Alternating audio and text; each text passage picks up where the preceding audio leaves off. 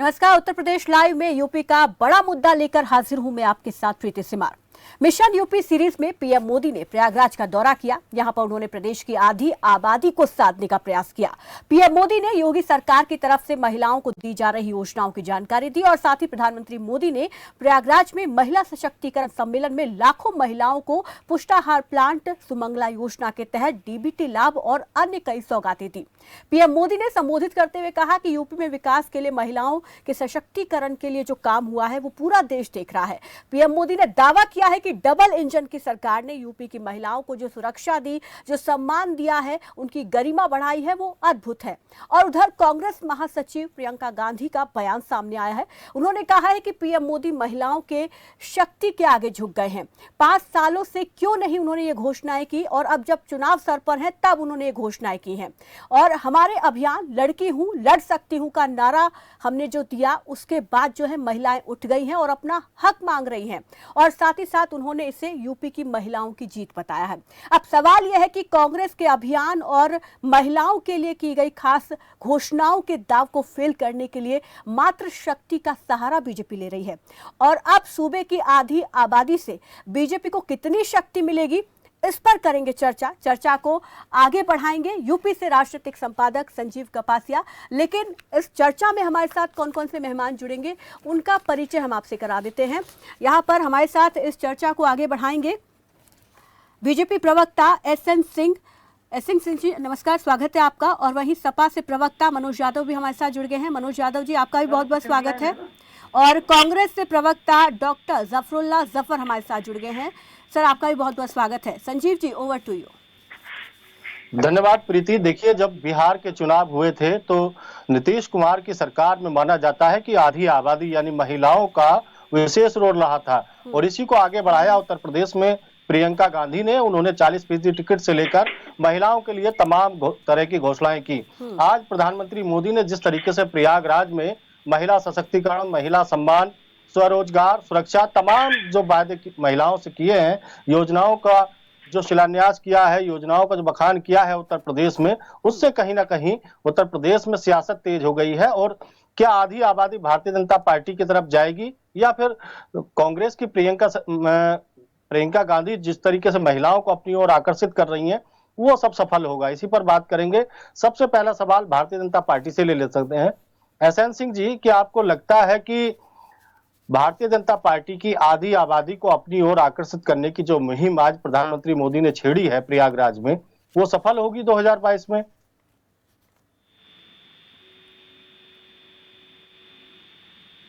SN Singh ji,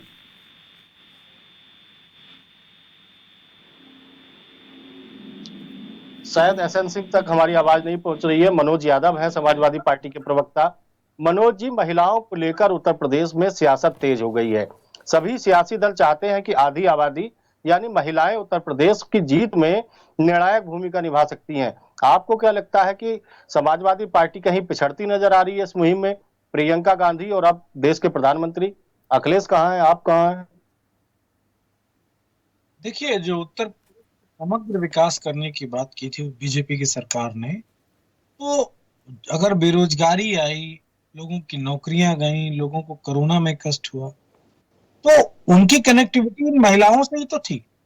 कोई किसी का बेटा था, किसी का पति था, किसी का कोई भतीजा था, सब आपस में ही तो कनेक्ट है ना। तो मोदी जी क्या स्पेशल करना, बताना, दिखाना चाह रहे हैं? मतलब बेटे की नौकरी छीन के पत्नी को, माँ को 1000 रुपए देना है, ये मोदी जी और बीजेपी बताना चाह रही क्या उत्तर प्रदेश की राजनीति में? मुझे नहीं लगता कि ये जस्टिफाइड बात है। बेरोजगारी का आंकड़ा बढ़ा है और जो जीडीपी होती है और स्टेट की जो जीडीपी जीएसडीपी होता है जो उत्तर प्रदेश का, उसको आप देख लीजिए कि क्या जबरदस्त तरीके से गिरावट आई है। इस सरकार में 1.8 की बढ़ोतरी हुई है 5 साल में और समाजवादी पार्टी में 6.8 था, 6.9 था बढ़ोतरी। तो कितना अंतर है, जमीन आसमान का फ्लक्चुएशन है। तो जो सरकार अपने प्रदेश के लोगों की प्रति व्यक्ति आय को कम कर दिया हो तो वो 1000 रुपए देने का ही तो प्रयास करेगी और कुछ कर भी तो नहीं सकती। और ये प्रति व्यक्ति आय क्यों कम हुई? क्योंकि लोगों पे रोजगार नहीं है, लोगों पे काम नहीं है, लोगों पे व्यवसाय नहीं है। तो निश्चित तौर पे इसी कारण बीजेपी अब जनता को फिर बहलाने फुसलाने का काम करने का प्रयास संजीव जी कर रही है। लेकिन लेकिन मनोज समाजवादी जी, पार्टी परोक्ष रूप से जिस तरीके से आपकी सपा सरकार पर उन्होंने बड़ा हमला बोला, उन्होंने कहा कि जिस तरीके से महिलाओं के साथ बलात्कार उत्तर प्रदेश में होते थे, महिला सुरक्षा के नाम पर जिस तरीके से खुलेआम सड़कों पर बवाल मचाया जाता था, उससे कहीं ना कहीं छुटकारा मिला है। आज उत्तर प्रदेश में महिलाएं अपने आप को सुरक्षित महसूस कर रही हैं, स्वरोजगार को लेकर महिलाएं आगे बढ़ी हैं। नहीं तो वो हमेशा याद दिलाते हैं ना, ऐसा नहीं। मैं इसलिए मोदी जी को हमेशा थैंक्स बोलता हूं। हमेशा जब भी वो उत्तर प्रदेश आते हैं तो वो समाजवादी पार्टी को हर बार रिमेम्बर कराते हैं। जब वो रेप की बात करते हैं तो वो एहसास कराते हैं कि सपा वालों तुम याद रखना कि कैसे कुलदीप सेंगर हमारा विधायक था, उसने रेप किया था, कैसे उस परिवार को नष्ट किया था, किस तरीके से हमारी हाथरस की बेटी और बहन पे जिस तरह अत्याचार, रेप के बाद उसको किस तरीके से उसका अंतिम संस्कार हुआ था पेट्रोल डाल के। और इस तरह पूरे प्रदेश में हर जिले में दसियों केस हुए हैं, रेप के मामले लगातार बढ़े हैं। एनसीबीआरबी की रिपोर्ट में देखिए ना, उत्तर प्रदेश में ये जितनी भी चीजें ये बढ़ी हैं, तो वो मोदी जी को धन्यवाद। वो आते हैं तो विपक्ष को एक बड़ा आईना दिखा देते हैं कि देखो तुम हमारी योगी सरकार में कितना। जब वो माफिया का नाम लेते हैं तो हमेशा ये इंगित कराते हैं कि देखो अभी टेनी की गिरफ्तारी नहीं हुई है, टेनी को कोई 120 भी 302 का मुकदमा होने के बावजूद हम मंच पे बैठाते हैं। तो वो योगी सरकार को डैमेज करने के लिए मोदी जी हमेशा इस तरह की बात कहते हैं। मनोज जी, यहाँ पर एक सवाल मैं भी पूछना चाहूंगी कि जिस तरीके से कांग्रेस और बीजेपी महिलाओं को साधने की पूरी कोशिश कर रही है और सपा जिस तरीके से इसमें कहीं ना कहीं पीछे है, गायब होती दिख रही है, तो क्या समाजवादी पार्टी को अभी आधी आबादी का आशीर्वाद समर्थन नहीं चाहिए चुनावों के लिए? समाजवादी पार्टी 55 लाख महिलाओं को अपनी सरकार में 500 रुपया प्रति महीना पेंशन देती थी, जो एक साल में जुड़ के 6,000 रुपए होता था। और उसका 5 साल का जोड़ लीजिए, अब समाजवादी पार्टी की सरकार बनेगी तो हम महिलाओं के लिए यही पेंशन 1,500 रुपए महीने करने जा रहे हैं, जो 5 साल का 90,000 रुपए होगा। 90,000 रुपए यानी कि लगभग 1 लाख रुपए के आसपास उनको हम 5 साल में देने जा रहे हैं। तो ये 1,000 रुपए तो ऐसे ही चुनाव के समय अपनी ओर लुभायित करने के लिए योजना बनाई है। समाजवादी पार्टी का जिस दिन मैनिफेस्टो आएगा संजीव जी और प्रीति जी, उस दिन बीजेपी के पास कोई रास्ता नहीं बचेगा, रास्ता नहीं बचेगा। हमारा ठीक है, जारी होगा। बीजेपी उस दिन आपके मैनिफेस्टो का भी इंतजार रहेगा। संजीव जी, यहाँ पर एसएन सिंह भी हमारे साथ जुड़ गए हैं, बीजेपी से जो प्रवक्ता हैं, उनका भी रुख कर लेते हैं। एसएन सिंह जी, यहाँ पर जिस तरीके से बीजेपी ने उनसे एक संपर्क कट गया, दोबारा हम जुड़ने की कोशिश करेंगे। संजीव जी, बढ़ाइए आगे इस चर्चा को। जफर साहब, क्या आपको लगता है कि प्रियंका गांधी ने जिस तरीके से उत्तर प्रदेश में आधी आबादी पर फोकस किया था, 2022 के विधानसभा चुनावों के लिए आधार महिलाओं को बनाया था, उसी का जवाब आज मोदी ने दिया है प्रयागराज से? संजीव जी, 5 साल तक तो सोए रहे, 7 साल से केंद्र में सरकार है। आदरणीय प्रियंका गांधी ने जब उत्तर प्रदेश की महिलाओं को करीब से देखा और उनको समझने की कोशिश की, और जब उनको लगा कि उनके साथ इनजस्टिस हो रहा है, वो अपनी न्याय लड़ने में असक्षम है, तो उन्होंने महिलाओं को मैं लड़की हूँ, लड़ सकती हूँ का नारा दिया। आप देख रहे होंगे कि निचले स्तर से लेके और ऊपर तक लड़की हूँ, लड़ सकती हूँ का नारा कितना बुलंद हो रहा है, और महिलाओं का कितना जोश से भरपूर वो है कि वो विधानसभा चुनाव में उनकी जो दावेदारी है 40%, आदरणीय प्रियंका गांधी ने उनको सदन का हिस्सा बनाने का वादा किया है। आदरणीय प्रियंका गांधी महिलाओं की, जिस तरह से उत्तर प्रदेश में महिलाओं को जलाया जा रहा था, हाथरस का केस आपको याद होगा, सोनभद्र याद होगा, तमाम ऐसे ही घटनाएं हैं। उत्तर प्रदेश की महिला असक्षम थी, अपनी लड़ाई नहीं लड़ पा रही थी, अभिव्यक्ति की आजादी पे भी प्रहार था, वो अपनी बात नहीं कर पाती थी, उससे पहले उनको पेट्रोल डाल के जला दिया जाता था।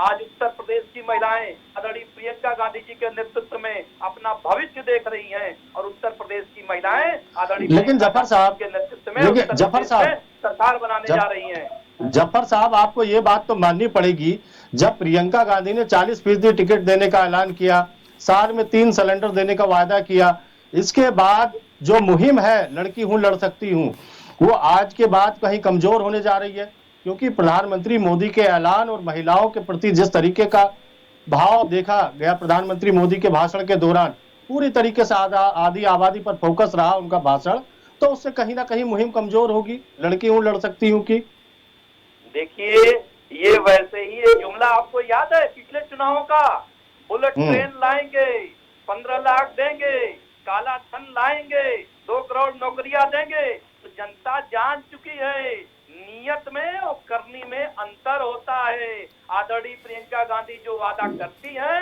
वो पूरा करती हैं, और आदरणीय प्रियंका जी ने सिर्फ वादा नहीं किया है, आदरणीय प्रियंका गांधी जी ने प्रतिज्ञाएं ली हैं कि उत्तर प्रदेश की महिलाओं को के सशक्तिकरण में आदरणीय प्रियंका गांधी जी का जितना भी योगदान हो सकता है वो उसको करने की कोशिश करेंगी। आदरणीय प्रियंका गांधी जब स्कूलों में जाती हैं, बच्चियों से मिलती हैं, तो उनके पास जब स्मार्टफोन नहीं होता है, उनका दर्द जब जानती हैं, तो वो अपनी प्रतिज्ञाएं में शामिल करती हैं कि उनको हम स्मार्टफोन देने का काम करेंगे। आदरणीय प्रियंका जी जब ये देखती हैं कि उत्तर प्रदेश की महिलाएं सक्षम हैं, उनके पास साधन नहीं है कि वो स्कूल जा पाए, तो स्कूटी देने का वादा करती हैं। आदरणीय प्रियंका जी जब अरे आपकी सरकारें भी लंबे समय तक रही उत्तर प्रदेश, और देश में आपने क्या दिया? उत्तर प्रदेश की महिलाओं को गुमराह चलते किया गया। मनोज यादव जी के पास चलते हैं। मनोज जी संजीव जी क्या यहाँ आपको लगता है पर कि- संजीव जी यहाँ पर बीजेपी से प्रवक्ता हमारे साथ जुड़ गए हैं एसएन सिंह जी, उनका क्योंकि यहाँ पर रोल बहुत महत्वपूर्ण हो जाता है, उनकी तरफ से आज बड़ी सौगातें दी गई हैं।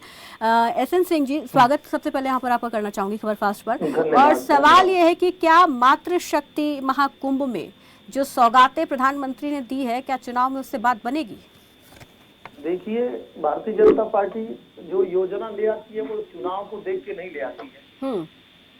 आज के 5 साल पहले जब इज्जत घर की बात आई तो विपक्षी इस पे चुटकुले सुना रहे थे, लेकिन आप गांव में जाके देखेंगी, उन महिलाओं से, उन बुजुर्गों से पूछिए जो रात के अंधेरे का इंतजार करते थे कि कब दिन ढल जाए और रात के अंधेरे में वो शौच करने जाते थे, उससे कितना बेनिफिट हुआ। प्रधानमंत्री जी ने आज जो 1,000 करोड़ की राशि हस्तांतरित किया है स्वयं सहायता ग्रुप बनाकर महिलाओं को, इससे सीधे महिलाओं को फायदा होगा। हमने जो इज्जत घर दिया, हमने जो गैस कनेक्शन दिया, जो बिजली कनेक्शन दिया, यही नहीं, हमने जो 30 से 40 लाख आवास दिए हैं, उसमें घरौदी स्कीम में, उसमें भी हमने कहा कि ये महिलाओं के नाम से होगा।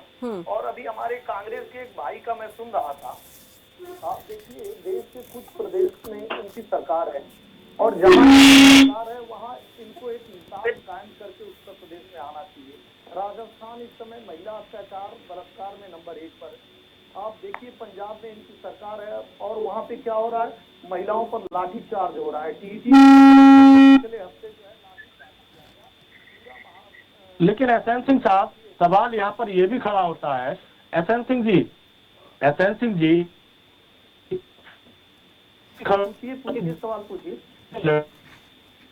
सिंह साहब यहाँ पर, लेकिन प्रियंका गांधी तो ये कह रही है कि ये घोषणाएं अगर करनी थी तो 5 साल से क्यों नहीं की, अब जब चुनाव सर पर आ गए तब ये घोषणाएं की गई, और वो भी तब जब हमने लड़की हूँ लड़ सकती हूँ का नारा दिया, उसके बाद से तो ये बिल्कुल आधी आबादी को फोकस यहाँ पर बीजेपी कर रही है। प्रियंका गांधी लड़की हूँ लड़ सकती हूँ, इसका जवाब स्मृति ईरानी जी ने राहुल गांधी को हरा के दे दिया था, और प्रियंका गांधी अभी अभद्र टिप्पणी की गई, इनके एक नेता के द्वारा उस पर एक शब्द नहीं बोली। जिस दिन सीडीएस बिपिन रावत साहब की अंत्येष्टि हो रही है, पूरा देश दुखित है, उस दिन गोवा में जाके नृत्य कर रही है, उस पर एक शब्द नहीं बोलती है। राजस्थान में महिलाओं के साथ उत्पीड़न होता है, उस पर एक शब्द नहीं बोलती है। मैं तो यही कहूंगा, जब देश पे आपदा आती है तो ये लोग विदेश पर्यटन को चले जाते हैं। आज योगी आदित्यनाथ साहब उत्तर प्रदेश को भी इस तरह से विकसित कर दिए हैं कि वहाँ थोड़े दिन के लिए पर्यटन के लिए, अगर आपको कुछ करना था तो कई राज्यों में आपकी सरकार है, आप वहाँ करिए, करके एक मिसाल कायम करिए, फिर उत्तर प्रदेश की जनता आप पे विश्वास करेगी। जब सत्ता से आप 100 कोस दूर हैं। सिंह साहब, आपको यहाँ रोकना चाहूंगी, टेक्निकल खामी के चलते आपकी आवाज़ ठीक से नहीं मिल पा रही है, दोबारा हम आपसे जुड़ेंगे, आपसे इस पर बात करेंगे। तो यहाँ पर जफर जी, एक सवाल आपसे ये भी लेना चाहूँगी, जिस तरीके से प्रियंका गांधी नारा दे रही हैं लड़की हूँ लड़ सकती हूँ, क्या केवल यही एक अभियान जो है कांग्रेस को यूपी में जीत दिला सकता है, या और क्षेत्रों में भी अभी यहाँ पर मजबूती देने की जरूरत महसूस करते हैं कांग्रेस?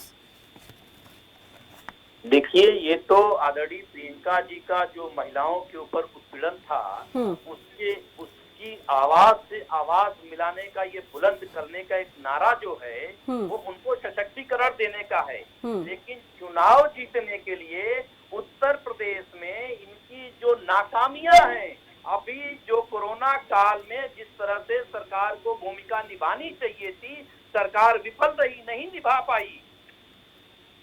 आप समझिए कि इनका बोरिया बिस्तर बन चुका है, इसमें कहीं कोई शक नहीं है। और उत्तर प्रदेश में आदरणीय प्रियंका जी के नेतृत्व में बूथ स्तर से लेके पंचायत से लेके न्याय पंचायत से लेके हम लोग काम कर रहे हैं। उत्तर प्रदेश में सरकार कांग्रेस पार्टी बनाने जा रही है। लेकिन क्या केवल एक अभियान से कांग्रेस पार्टी सरकार बना पाएगी? कोई जरूरी नहीं कि हर अभियान का हम प्रचार करें, क्योंकि हम लोग विज्ञापन वाले लोग नहीं हैं, हम काम करने वाले लोग हैं और काम पे विश्वास रखते हैं। बहुत हो गया उत्तर प्रदेश में जाति और धर्म के नाम पे बंटवारा करते हुए, बहुत हो गया उत्तर प्रदेश के लोगों को गुमराह करते हुए।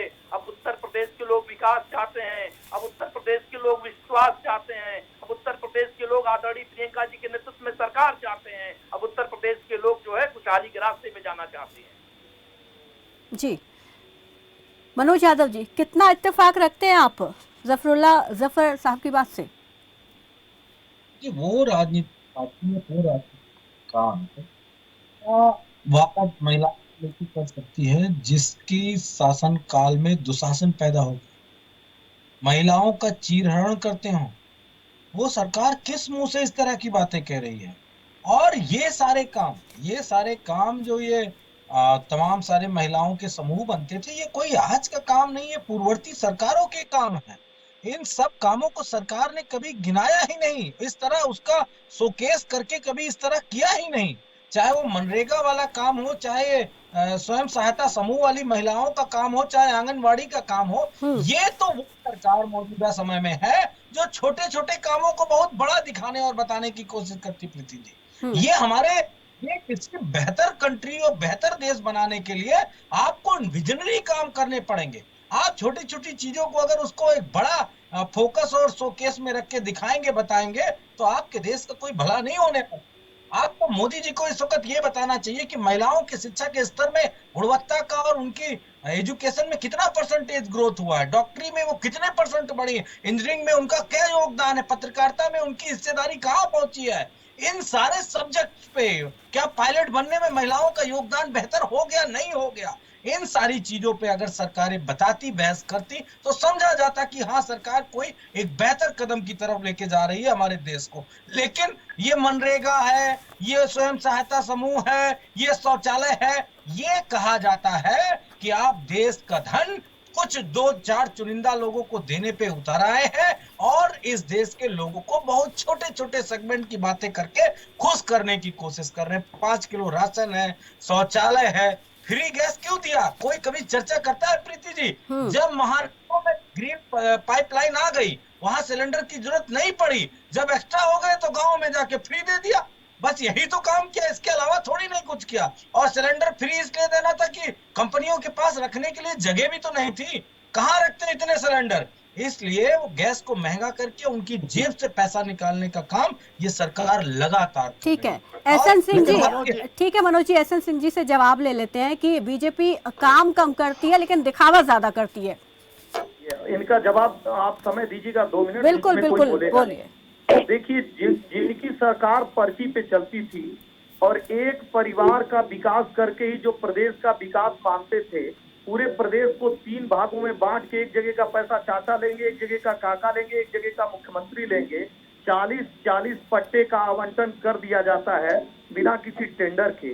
जिनके समय में मुजफ्फरनगर कांड सिर्फ इसीलिए हो जाता है कि एक धर्म के लोगों के तरफ एक पार्टी के लोग खड़े हो जाते हैं, वो इन चीजों को छोटा छोटा ही कहेंगे। जो किसी भी समय में कोई विकास कार्य हुआ है, जो झूठ के ऐसे पुलिंदे पका रहे हैं कि कल को कुतुब मीनार और ताजमहल। मनोज जी रुकिए, आपको पूरा समय दिया था बोलने का, उनको एक बार अपनी बात पूरी कीजिए, करने दीजिए। इनके समय में पर्ची पे मनोज जी रुकिए, मनोज जी रुकिए, प्रजापति इन्हीं के, सुनिए पहले सुनिए फिर बाद में आपको मौका दिया जाएगा। समय में मंत्री रहे हैं, आज देखिए महिलाओं पे किस तरह से अत्याचार किए। बदायूं में 2 महिलाएं पत्ता बिनने गई थी, उनके साथ बलात्कार की घटना होती है।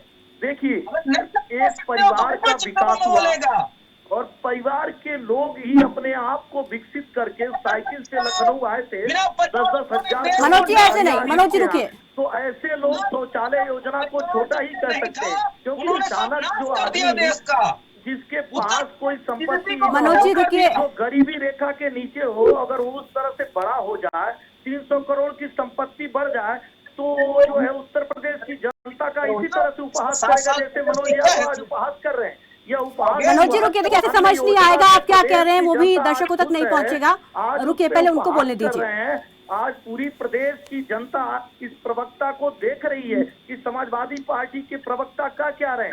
आज 2 साल से कोरोना काल से प्रदेश की जनता इस योजना से खुशहाल है। अरे आपकी तरह लूट नहीं मची हुई है कि हत्या, अपराध, पर्ची पे सरकार चलाना और जो जमीन सरकारी है वो जमीन हमारी है, इस तरह की घटनाओं को अंजाम देने वाले, देखिए जिन्ना का नाम लेने वाले और पाकिस्तान आप जिस व्यक्ति से बात कर रहे हैं उसने आपकी कॉल को होल्ड पर रखा है, कृपया लाइन पर बने रहें। The person you... लेकिन मनोज जी सवाल यहाँ पर यह भी खड़ा होता है, क्या समाजवादी पर महिला सुरक्षा और महिलाओं के प्रति जिस तरीके की योजनाएं भारतीय जनता पार्टी ला रही है, कांग्रेस ने जिस तरीके से तमाम योजनाओं का प्रचार किया है, तमाम महिलाओं को सुविधाएं देने की बात कही है, आपकी पार्टी पर भी दबाव बढ़ गया है। आपको भी सोचना पड़ेगा कि महिलाओं को किस तरीके से अपने पाले में लामबंद किया जा सकता है। देखिए, ये निश्चित तौर पे ये उन लोगों के लिए कोई एक विषय हो सकता है जो जिनके पास वोट नहीं है, जिनके पास एक जनाधार नहीं है। समाजवादी पार्टी की सरकार बनती है तो जब हम फ्री इलाज देते हैं, फ्री पढ़ाई देते हैं, कन्या विद्याधन देते हैं, बेरोजगारी भत्ता देते हैं, तो कौन सा सेगमेंट छूटता है बताइए ना। हमने लैपटॉप दिया तो कितने % महिलाओं को लैपटॉप लड़कियों को मिला, और जब हम कन्या विद्याधन देते तो वो तो स्पेशल लड़कियों के लिए, महिलाओं के लिए स्पेशल पेंशन देते हैं। अब तो 2 करोड़ लगभग महिलाओं को पेंशन देने का काम किया जाएगा जो गरीब है। तो हम कोई सेगमेंट छोड़ते नहीं है, एक बात। और हमारे पास समाजवादी पार्टी की जो नीतियां हैं, जो समाजवादी पार्टी की विचारधारा है, वो समानता की बात करती, लिंग भेद की बात नहीं करती। हमारे पास आरएसएस जैसा, लेकिन आज महिलाएं सुरक्षित है ये कहना है मोदी जी का। आपकी सरकारों में महिलाओं की सुरक्षा बड़ी बात थी, ये कहना है मोदी जी का। भाई साहब मनोज जी, जैसी क्या योगी आदित्यनाथ या नरेंद्र मोदी ने बनाई थी क्या? ये भी तो आपको जानना पड़ेगा। महिलाओं के लिए 108 नंबर की एम्बुलेंस चलवाई थी, जो प्रेग्नेंट महिलाएं थी उनको घर से लेके और घर तक छोड़ना, अस्पताल ले जाना, वो क्या समाजवादी पार्टी के अलावा कोई और चलाया था क्या? कितने सेगमेंट में गिनाऊं, कौन कौन से काम गिनाऊं, बताइए संजीव जी। बात इसकी नहीं है, आखिर कंपैरिजन मीडिया किस दिन करेगा?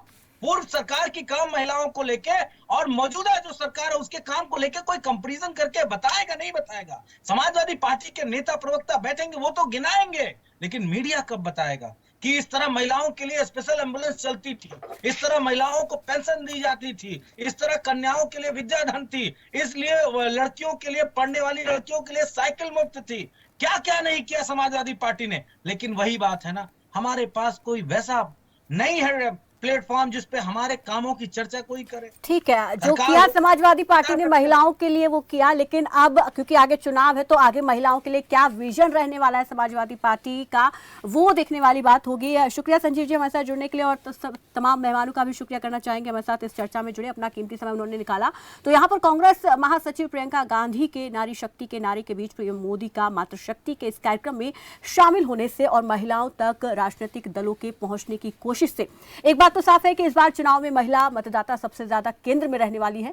बीजेपी हो या कांग्रेस, इस चुनाव में दोनों के बीच ये समानता है कि वो आधी आबादी का समर्थन हासिल करना चाहती है। अब ये आधी आबादी का समर्थन किस पार्टी को मिलेगा, ये चुनाव के नतीजों के बाद पता चलेगा। तो फिलहाल आज की इस चर्चा में हमारे साथ बस इतना ही। दीजिए इजाजत, नमस्कार।